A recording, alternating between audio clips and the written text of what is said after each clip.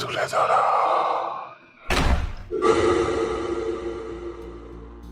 এখানে অলৌকিক ঘটনা এবং ভৌতিক অভিজ্ঞতাগুলোকে স্টোরি টেলিং এর মাধ্যমে তুলে ধরা হয় এবং ঘটনাগুলো অনুভব করতে হেডফোন ইউজ করবেন। আগের এপিসোডের কমেন্ট সেকশন স্টোরি টেলিং করার পর তুলে ধরব। আজকে আমাদের 6 নম্বর এপিসোডে আছে দুটো মারাত্মক ভয়ের ঘটনা। প্রথম ঘটনাটা পাঠিয়েছে পূর্ব মেদিনীপুরের নন্দীগ্রাম থেকে সুষমা দাস। হ্যাঁ, এটা সুষমার পাঠানো দ্বিতীয় ঘটনা।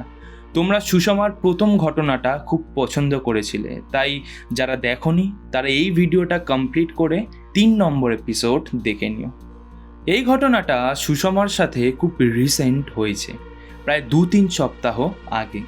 কিভাবে একটা খারাপ জিন চালান করে তাকে শারীরিক ও মানসিক নির্যাতনের মাধ্যমে মেরে ফেলার চেষ্টা করা হয়েছিল এবং সে কিভাবে প্রাণে বেঁচে ফিরেছিল, সেই সব ঘটনা সুষমা ডিটেইলসে বলেছে। এবং দ্বিতীয় ঘটনাটা পাঠিয়েছে জগন্নাথ জানা।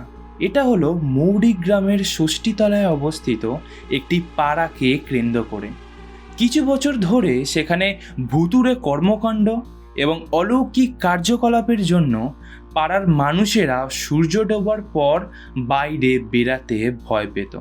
পরে তারা জানতে পারে যে এই জায়গাটা ছিল নাকি অভিশপ্ত, তাই অনেক কাঠ খড় পোড়াবার পরেও সেরাম কিছুই হয় না এবং এখনও তারা ভয়ে ভয়েই রাত কাটায়। এবার যাই আমাদের প্রথম ঘটনার দিকে। সুষমা ঘটনাটা যেরামভাবে বলেছে আমি ঠিক সেরামভাবেই তুলে ধরছি। প্রিয় অর্ঘ্য, আশা করি তুমি ভালো আছো। ঘটনাগুচ্ছ পরিবারের সকল শ্রোতা বন্ধুদের আমার আন্তরিক ভালোবাসা। লিখছি পূর্ব মেদিনীপুরের নন্দীগ্রাম থেকে সুষমা দাস। বর্তমান সময়ে দাঁড়িয়ে আমরা এমন ঘটনার সাক্ষী হই যার কোনো সঠিক ব্যাখ্যা আমাদের জানা থাকে না। ঠিক কয়েকদিন আগে আমার সঙ্গে এমন একটা ঘটনা ঘটে যার কোনো ব্যাখ্যা আমি হয়তো সত্যিই জানি না। ঘটনাটা আমার ব্যক্তিগত জীবনের, তবে ব্যক্তিগত হলেও ঘটনার স্বার্থেই কথাগুলো আমায় বলতে হচ্ছে। আমি প্রায় 7 মাস হলো বাপের বাড়িতে আছি। আমার শ্বশুর বাড়িতে সবার প্রিয় ছিলাম আমি, বাড়ির একমাত্র বৌমা বলে কথা। কিন্তু আজ আমি ঠিক ততটাই অপ্রিয়। কারণটা হলো আমার স্বামীর জন্য। তার এক মহিলার সাথে সম্পর্ক ছিল, তার কারণে আমি সিদ্ধান্ত নিলাম যে আমি আর ওখানে থাকবো না। তার জন্য আমার জীবনে এমন ঘটনা ঘটতে পারে সেটা আমি দুঃস্বপ্নতেও ভাবতে পারিনি। এবার মূল ঘটনা লিখছি। গত কয়েকদিন ধরেই যখন আমি সকালে ঘুম থেকে উঠি তখন সারা শরীরে ব্যথা অনুভব করি, তার সঙ্গে তলপেটেও। ঘটনাটি প্রায় 4-5 দিন ধরে ঘটছে। আমার একটুতেই ঠান্ডা লেগে যায়, আবার এখন বর্ষাকাল, ভাবলাম তাই হয়তো এমনটা হচ্ছে। কিন্তু এই ঘটনাটা যে স্বাভাবিক ছিল না সেটা বুঝতে পারলাম তার পরের 2 দিনের ঘটনায়। 28/8/2024 বুধবার দুপুরে আমি স্বপ্ন দেখছি আমার অনেক পুরনো বন্ধুরা মিলে কোথাও একটা বেড়াতে গেছি। ফিরতে ফিরতে বেশ রাত হয়েছে, সবাই বাড়িতে চলে যাচ্ছে এবং আমিও বাড়ির পথে। রাস্তায় বেশ কিছুটা দূরে দেখি অনেকগুলো মানুষ গোল হয়ে বসে কান্নাকাটি করছে। একটু এগিয়ে গিয়ে দেখি ওইখানে সবাই আমার বাড়ির লোক। ওদেরকে ডেকে আমি জিজ্ঞেস করছি যে কি হয়েছে, তোমরা কাঁদছো কেন? কিন্তু ওরা না আমার কথা শুনতে পাচ্ছে না আমার দিকে তাকাচ্ছে। তারপর যখন আমি সামনের দিকে তাকাই, যা দেখি তা দেখার জন্য আমি মোটেও প্রস্তুত ছিলাম না। ওরা যে মৃত মানুষটাকে ঘিরে কান্নাকাটি করছে সেটা আর কেউ নয়, আমি নিজেই। এটা দেখার পর হঠাৎ স্বপ্নটা ভেঙে যায়। এমন খারাপ স্বপ্ন আমি কোনো দিনও দেখি না। ঘুম থেকে উঠে সারাটা দিন মোটামুটি কেটে যায়। তারপর রাতের বেলায় ঘুমের মধ্যে আমি আবারও সেই একই স্বপ্ন দেখি। হঠাৎ করে আমার ঘুমটা আবারও ভেঙে যায়। তারপর একটা অস্থিরতা কাজ করছিল। ঘুম আসছিল না বলে আমি বাইরে থেকে ঘুরে আসি এবং তারপর আবার শুয়ে পড়ি। ঠিক কতক্ষণ জানি না, ঘুমের মধ্যে আমি বুঝতে পারছি যে কেউ আমার বুকের ওপরে বসে তার 2 হাত দিয়ে আমার গলাটা টিপে ধরে রয়েছে, আর আমি না পারছি উঠতে, না পারছি তাকে ছাড়াতে। আমি সমানে শুধু ভগবানের নাম করে যাচ্ছিলাম। অবশেষে 2 হাতের উপর ভর দিয়ে আমি উঠে বসলাম এবং আমি বুঝতে পারছি পুরো ঘামে আমি ভিজে গিয়েছি। বিছানা থেকে উঠে জল খাওয়ার পর আবার শুয়ে পড়ি। এরপর সকালে ঘুম থেকে উঠে আমি বুঝতে পারছি যে আমার গলায় ভীষণ ব্যথার অনুভব হচ্ছে এবং কাল রাতের ঘটনাটা আমার মাথায় আসতে আমি সঙ্গে সঙ্গে আয়নার সামনে গিয়ে দাঁড়ালাম। দেখছি যে আমার গলায় একটা কালছিটে দাগ। কেউ গলায় দড়ি দিয়ে আত্মহত্যা করলে যেরমটা হয় ঠিক তেমন। আমার বাড়ির লোকেরা এই ঘটনার ব্যাপারে শুনে এবং এই দৃশ্য দেখে রীতিমতো ভয় পেয়ে গেল। এর কোনো উত্তর ও কারণ কারোরই জানা ছিল না। ঘটনাটা এখানেই থেমে গেলে হয়তো ভালো হতো, কিন্তু তা হয়নি। তারপর রাতে আমি খাওয়া দাওয়া সেরে ঘুমোতে চলে যাই। রাত তখন প্রায় 12:15 কি 12:20 এমনটা হবে। আমি ফোন দেখছিলাম। তারপর ফোনটা রেখে একটা লাইট নিয়ে বাইরে বের হই, কারণ আমাদের বাড়ির বাথরুমটা বাড়ি থেকে ওই 25-30 হাত দূরত্বে। বাথরুম থেকে বেরিয়ে দরজাটা লাগানোর পর যখন বাড়ির দিকে আসছিলাম, তখন কেন জানি না আমার মনে হচ্ছিল কেউ যেন আমার পিছন পিছন আসছে। আমি পেছন দিকে তাকালাম, কিন্তু কাউকে দেখতে পেলাম না।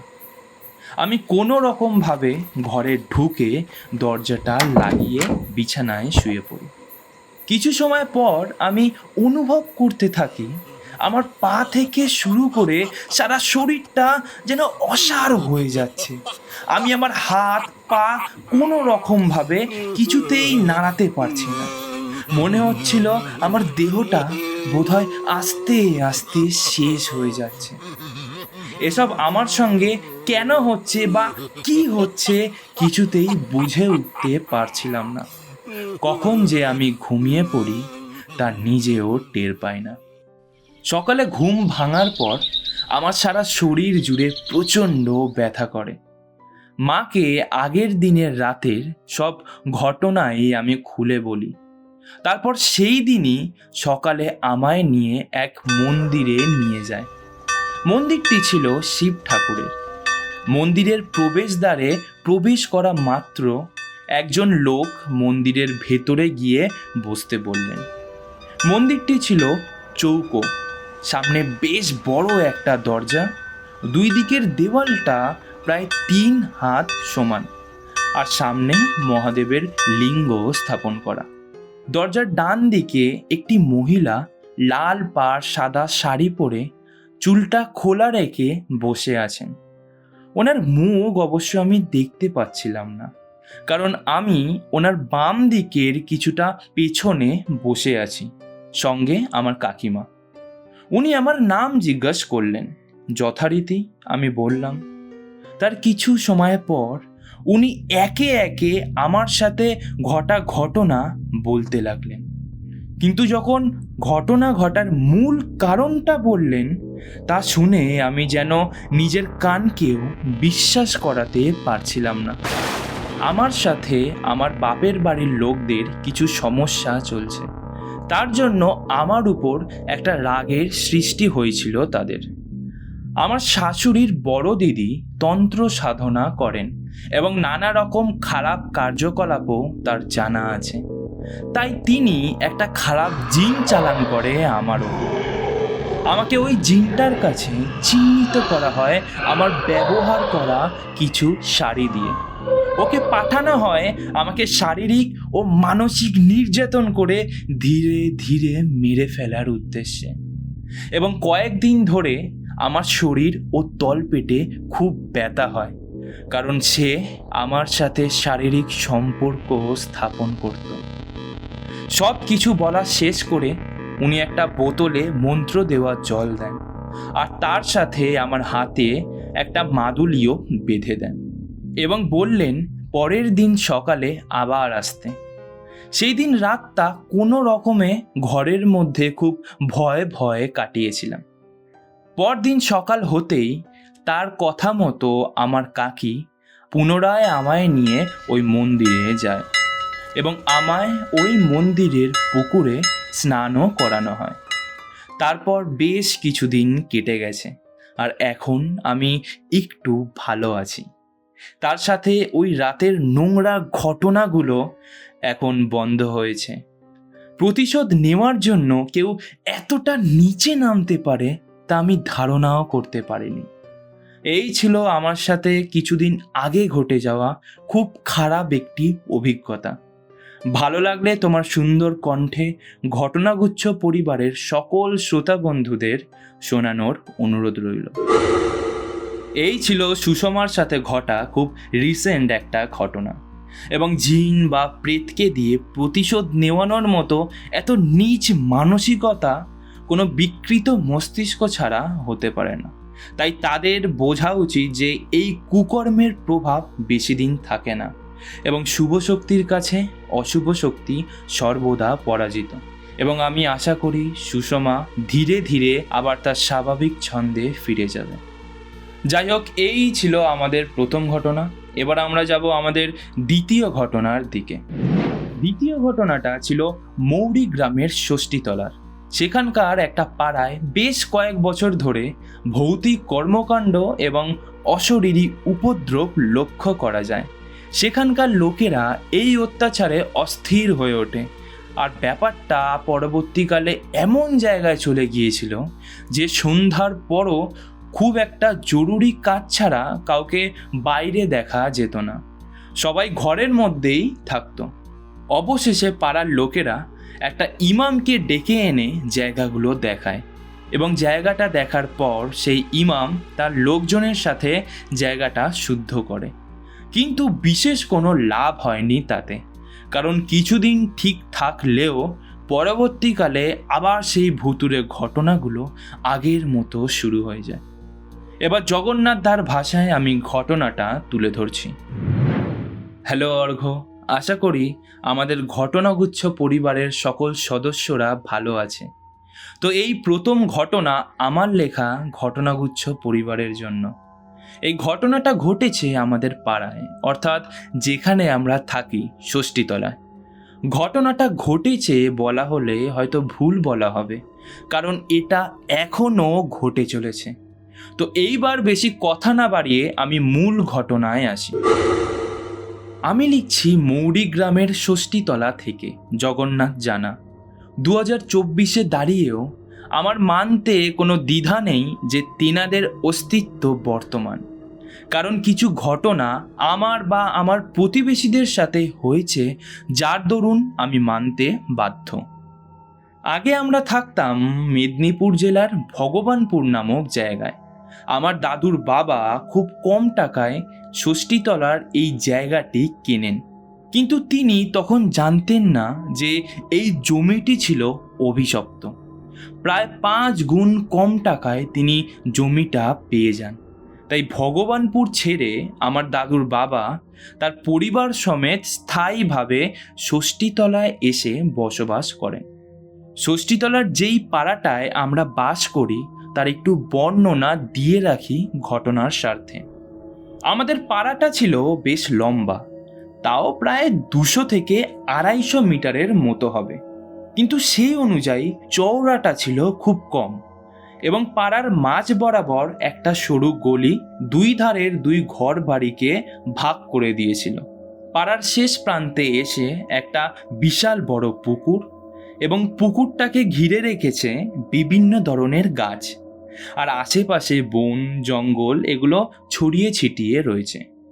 পুকুরের পেছনে একটা প্রকাণ্ড বটগাছ, গাছটা তার শাখা প্রশাখা আশেপাশের চারিদিকে বিস্তৃত করে রেখেছে এবং গাছটাকে দেখলেই যে কারোর ভয় লেগে যাবে এমন।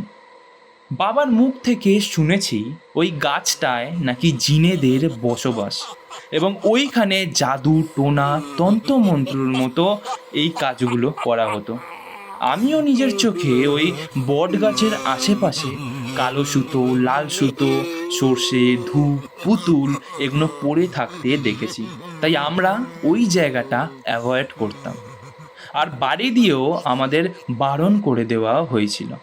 বেশ কিছু বছর আগে আমার পিসি ও তার বান্ধবী ওই পুকুরে দুপুরবেলা স্নান করার জন্য গেছিল। পিসি যেহেতু সাঁতার কাটতে পারতো না, তাই সে সিঁড়ির মধ্যে বসে স্নান করছিল এবং তার বন্ধু পুকুরের মাঝ বরাবর গিয়ে সাঁতার কাটছিল। এর মধ্যে আরও একটা কথা বলে রাখি যে ওই পুকুরটা সেরম একটা কেউ ব্যবহার করতো না। বিশেষ দরকার না পড়লে কেউ কেউ ওখানে গিয়ে বাসন মাজতো শুধু। যাই হোক, পিসির বন্ধু হঠাৎ করে চেঁচিয়ে ওঠে এবং খুব জোরে জোরে হাত পা ছুটতে ছুটতে বাঁচাও বাঁচাও বলে চিৎকার করে। পিসি প্রথমে ভাবে যে সে মজা করছে, কারণ সে ছিল দক্ষ সাঁতারু, তাই এমনটা হতেই পারে না। কিন্তু কিছুক্ষণ পরেও যখন সে একইভাবে চিৎকার করে যাচ্ছে, তখন পিসির কোথাও যেন খটকা লাগে। তাই সে সঙ্গে সঙ্গে লোকজন ডাকার জন্য দৌড়ে যায়, কিন্তু ততক্ষণে অনেক দেরি হয়ে গিয়েছিল এবং তার বন্ধু ডুবতে ডুবতে তাকে বলে গিয়েছিল যে আমি যদি চলে যাই তাহলে তোকেও নিয়ে যাব। অবশেষে তার বন্ধুকে আর বাঁচানো যায় না।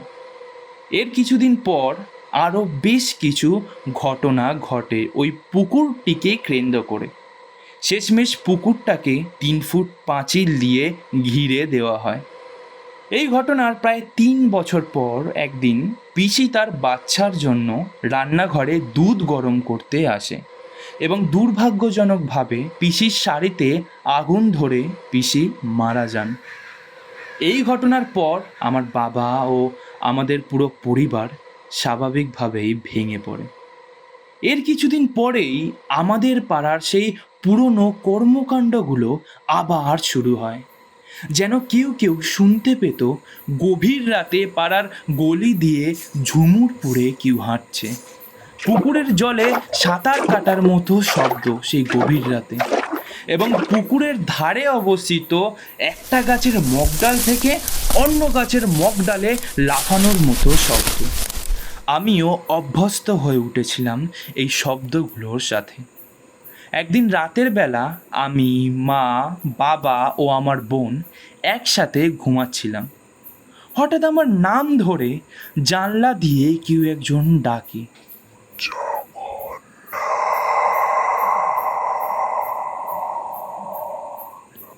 কিন্তু আমার স্পষ্ট মনে আছে যে আমি তাতে কোনো সাড়া দিইনি। তাও কেন জানি না কোন মায়ার বশবর্তী হয়ে আমি দরজা খুলে বাইরে বেরিয়ে যাই এবং গলিটা অতিক্রম করে পুকুরের সাইড দিয়ে সেই বট গাছের কাছে চলে যাই। তখন আমার মা পেছন দিয়ে এসে আমার হাতটা ধরে নিজের কাছে টেনে নেয় এবং আমি বেঁচে যাই।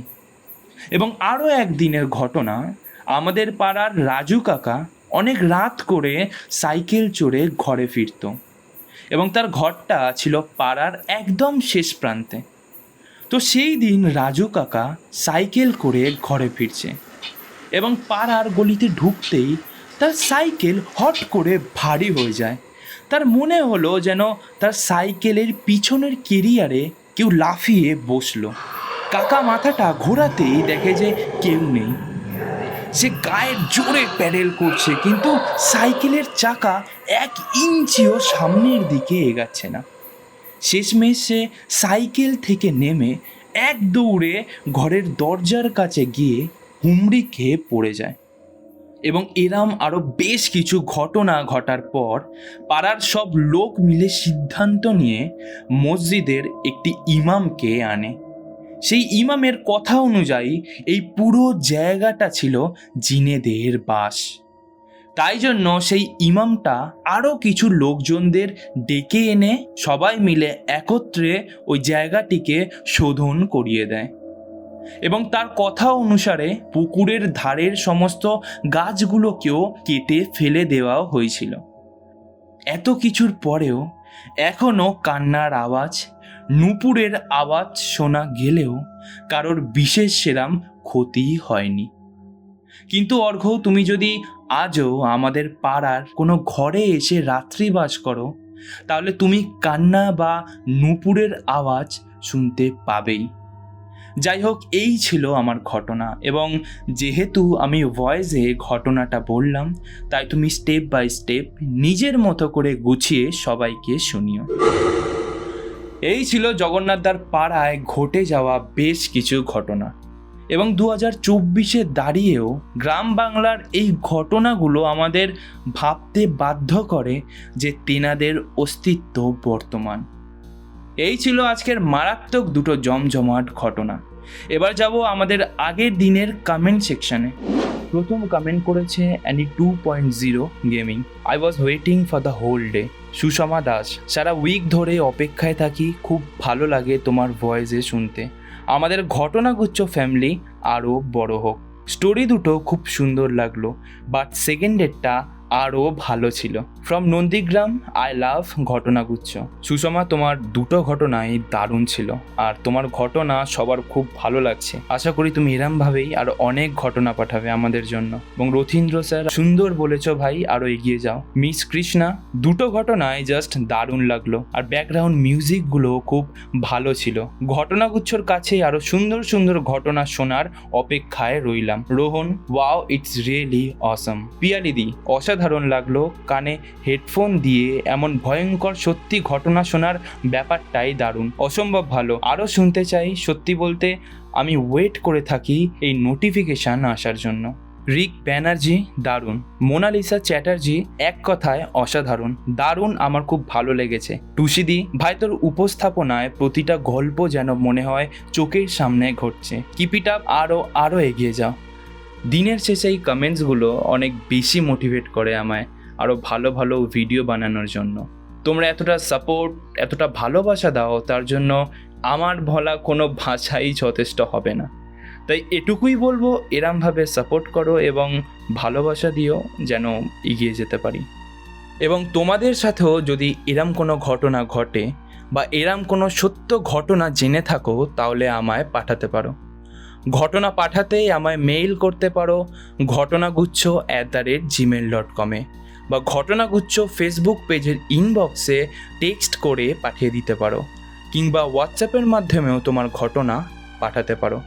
সমস্ত লিঙ্ক খুব সহজেই ডেসক্রিপশানে পেয়ে যাবে এবং টেক্সট ফরম্যাটে স্ক্রিনেও দেওয়া আছে। তো দেখা হচ্ছে পরের শনিবার ঠিক রাত 10টায়। ততক্ষণ রাধে রাধে।